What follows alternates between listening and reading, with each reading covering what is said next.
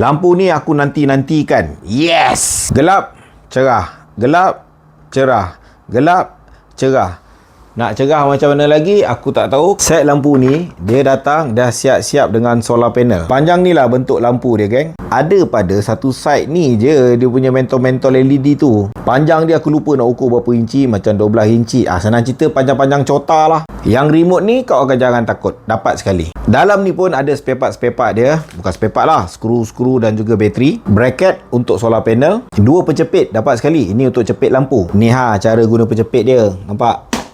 Cepit lampu. Yang ni skru lah ke dinding ke pokok ke dahi ke. Kalau guna untuk indoor mungkin kau nak tampal dekat dinding. Tapi kalau macam aku nak guna untuk outdoor, nak tampal dekat pokok. Nak kata dia terpaling padu tu tidak, nak kata dia ni buruk pun tak. Sebab harga dia bagi aku murah, geng. Murah yang tak masuk akal. Pada korang pula macam mana? Letakkan dekat komen. Benda murah biasalah, kualiti akan ada kurang sikit. Kurang tang mana? Bagi korang lah, cerah ada ni cukup ke tidak?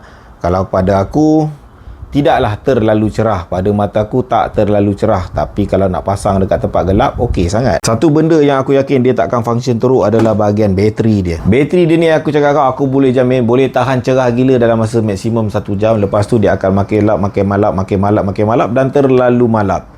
Senang cerita, cahaya dia ni berfungsi. Kalau katalah kau buka daripada tempat gelap, time gelap, 1 jam 2 jam, tapi dia akan terus bercahaya sampailah kau matikan dia ataupun sampai bateri dia jahanam. Berbaloi ke tidak beli benda Allah ni, ini subjektif. Pada korang berbaloi ke tak, letakkan kat ruangan komen.